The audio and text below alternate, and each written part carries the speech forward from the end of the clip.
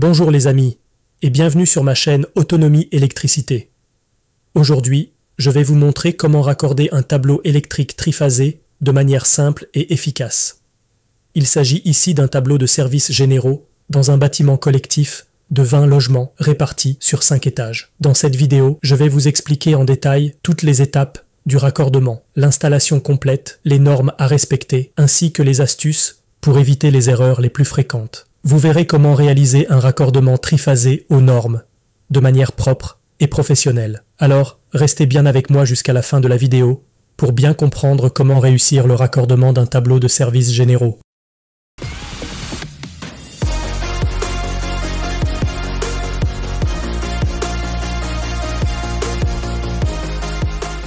Donc les amis, comme vous l'avez remarqué, j'ai démonté les premières rangées du tableau pour faciliter le raccordement. Je commence maintenant par raccorder l'alimentation de l'ascenseur. Il s'agit d'un câble RO 2V en 5G 6 mm², protégé par un disjoncteur différentiel tétrapolaire de 32 A avec une sensibilité de 300 mA de type B.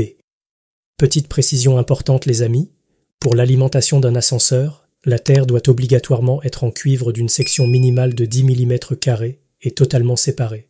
De plus, l'éclairage de la cabine doit être alimenté indépendamment de la puissance avec un câble RO 2V en 3G 1,5 mm², lui aussi séparé. Et comme vous l'avez remarqué les amis, il y a un sous-compteur juste à côté du disjoncteur de l'ascenseur.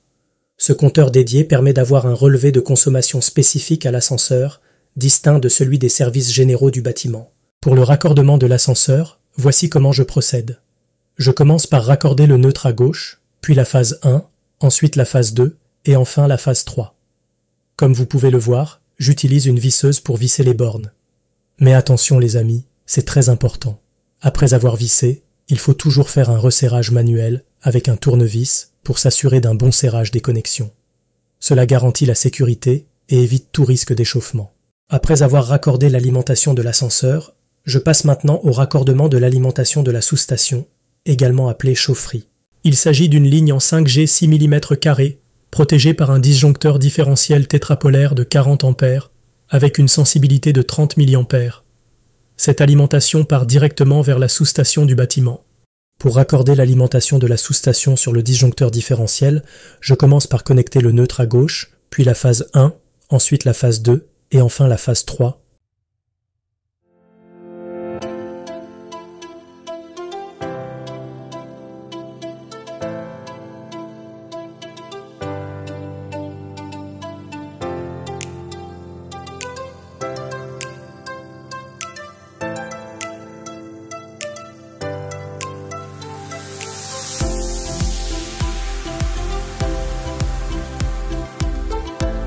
Après avoir terminé le raccordement de l'alimentation de la sous-station, je remonte la première rangée afin de pouvoir commencer le raccordement de la troisième rangée.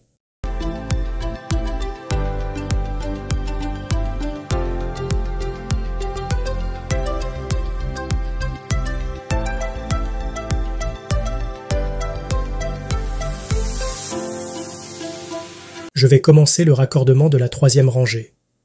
Sur cette rangée, on retrouve plusieurs alimentations. L'alimentation d'alarme technique VMC, l'alimentation de l'ampli antenne, l'alimentation de l'interphonie, l'alimentation des prises de service de la colonne des services généraux, une alimentation pour un cumulus situé dans un local d'entretien, l'alimentation de l'éclairage du local SRI, le local France Télécom, et enfin, l'alimentation des prises de ce même local France Télécom. Je vais donc commencer par raccorder l'alimentation de l'ampli antenne. Il s'agit d'une alimentation en 3G 1,5 mm², protégée par un disjoncteur de 10 A. L'ampli TV se trouve au dernier étage, c'est-à-dire au 5e étage du bâtiment. Maintenant, je vais raccorder l'alimentation de l'interphonie. Il s'agit d'un câble en 3G 1,5 mm², protégé par un disjoncteur de 10 A. Cette ligne alimente le tableau d'interphonie du bâtiment. Presque toutes les alimentations que vous voyez dans ce tableau des services généraux sont des schémas classiques qu'on retrouve de manière répétitive dans la majorité des tableaux de services généraux, quel que soit le bâtiment collectif. Maintenant, je vais raccorder l'alimentation des prises de service situées dans les colonnes des services généraux. Ces prises sont présentes à chaque étage du bâtiment. Il s'agit d'une alimentation en câble de section 2,5 mm², protégée par un disjoncteur de 16 A.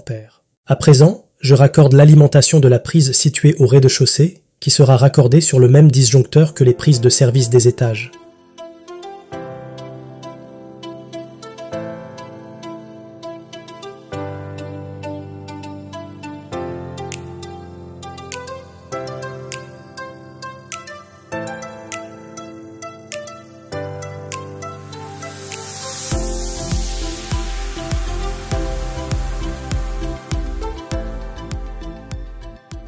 Maintenant, je vais raccorder l'alimentation du cumulus situé dans le local d'entretien. Il s'agit d'un câble en 2,5 mm², protégé par un disjoncteur de 20 A.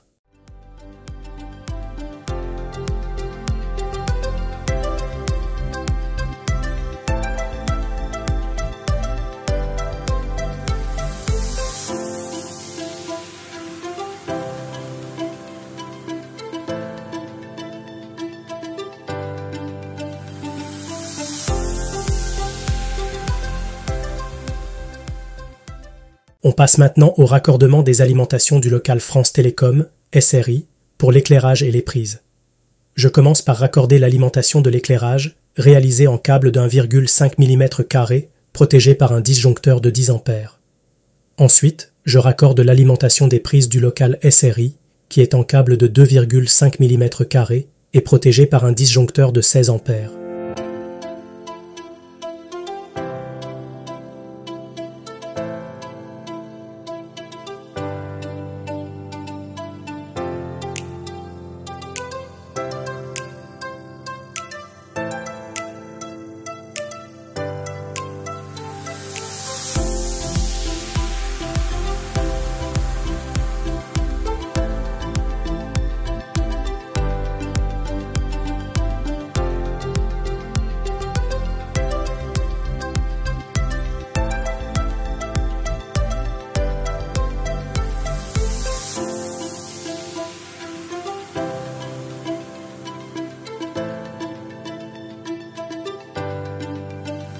Après avoir terminé le raccordement de la troisième rangée du tableau, je vais maintenant fixer la deuxième rangée pour commencer son raccordement. Sur cette rangée, on retrouve les alimentations suivantes: l'éclairage du local vélo et du local d'entretien, l'éclairage du hall et du porche, l'éclairage de circulation des niveaux rez-de-chaussée, R1 et R2, l'éclairage de circulation des niveaux R3, R4 et R5, l'éclairage de sécurité de l'ascenseur et enfin l'alimentation du système de désenfumage. Je commence par raccorder l'alimentation de l'éclairage du local vélo et du local d'entretien. Il s'agit d'un câble en 1,5 mm², protégé par un disjoncteur de 10 A.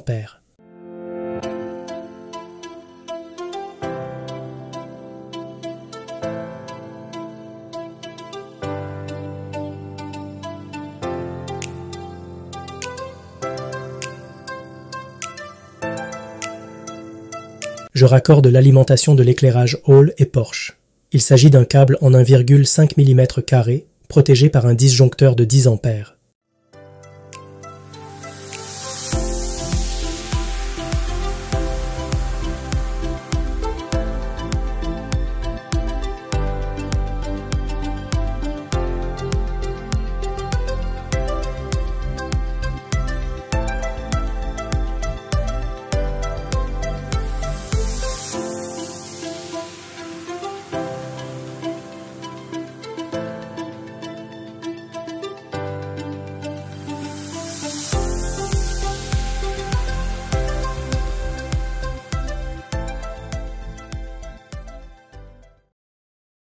Et maintenant, je raccorde l'alimentation de l'éclairage de circulation des niveaux rez-de-chaussée, R+1 et R+2. Il s'agit d'un câble en 1,5 mm², protégé par un disjoncteur de 10 A. Comme vous l'avez remarqué les amis, j'ai tiré 3 câbles distincts. J'ai volontairement séparé les niveaux en passant une alimentation d'éclairage par niveau. C'est pour cela que j'ai 3 alimentations que je vais regrouper sur des wagos, puis raccorder ensemble sur un seul disjoncteur de 10 A.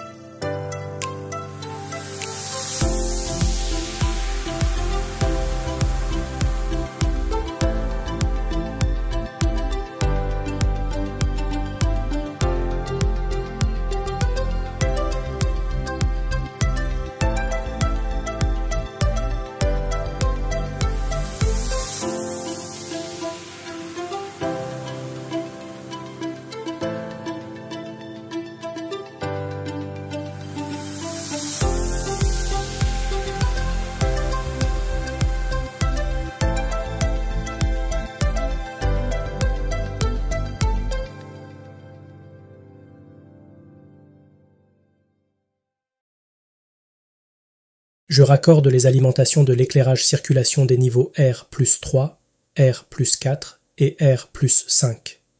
Il s'agit d'un câble en 1,5 mm² protégé par un disjoncteur de 10 A. Comme vous l'avez remarqué, j'ai tiré 3 câbles distincts. J'ai volontairement séparé les niveaux en passant une alimentation d'éclairage par niveau. C'est pour cela que j'ai 3 alimentations que je vais regrouper sur des wagos, puis raccorder ensemble sur un seul disjoncteur de 10 A.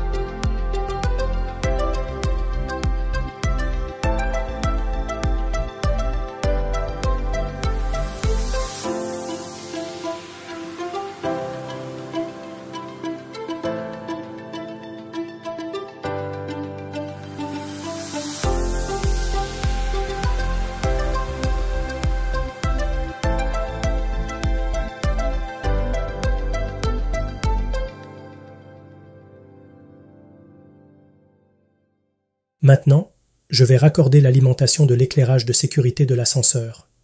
Il s'agit d'un câble en 1,5 mm² protégé par un disjoncteur différentiel de 10 A avec une sensibilité de 30 mA.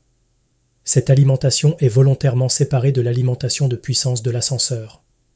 En cas de panne sur la ligne de puissance, l'éclairage restera toujours fonctionnel. C'est ce qu'on appelle une alimentation de sécurité. Maintenant, je vais commencer à raccorder la première rangée, qui est aussi la dernière à raccorder. Elle comprend 2 alimentations, l'éclairage de l'escalier et l'alimentation de la VMC. Je commence par raccorder l'alimentation de la VMC, qui est réalisée en câble 5G 1,5 mm². Cette ligne alimente à la fois la VMC et le contact d'alarme technique. Bleu, vert, jaune et marron pour l'alimentation de la VMC, et les fils gris et noirs pour le contact d'alarme technique. L'alimentation de la VMC est raccordée sur un disjoncteur différentiel de 10 A avec une sensibilité de 30 mA. On aurait aussi pu, les amis, passer 2 câbles distincts en 3G 1,5 mm², un premier pour l'alimentation de la VMC et un second pour le contact d'alarme technique. Et maintenant, je vais raccorder la dernière alimentation, l'éclairage de l'escalier. Il s'agit d'un câble en 3G 1,5 mm² protégé par un disjoncteur différentiel de 10 A avec une sensibilité de 30 mA. J'ai reçu pas mal de questions à ce sujet. Pourquoi utilise-t-on des disjoncteurs différentiels au lieu de simples disjoncteurs sous un interrupteur différentiel? La réponse est simple, les amis, c'est une question de sécurité. En cas de fuite de courant ou de défaut d'isolement, le disjoncteur différentiel va couper uniquement le circuit concerné, au lieu de faire disjoncter l'interrupteur différentiel en tête de toute la rangée. Cela permet donc de localiser rapidement le défaut, tout en évitant de couper l'alimentation de plusieurs circuits en même temps. Et voilà les amis, on arrive à la dernière étape, le raccordement des fils de terre des différentes alimentations sur le bornier de terre.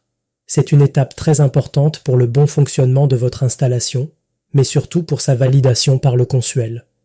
Soyez donc rigoureux, vérifiez bien que tous les fils de terre de votre installation sont correctement raccordés et bien reliés à la terre. La sécurité passe avant tout. Vous trouverez ci-dessous dans la description tous les liens des produits que j'ai utilisés dans cette vidéo, ainsi que d'autres références. N'hésitez pas à les consulter pour en savoir plus et découvrir où les acheter. Voilà les amis, c'est tout pour aujourd'hui.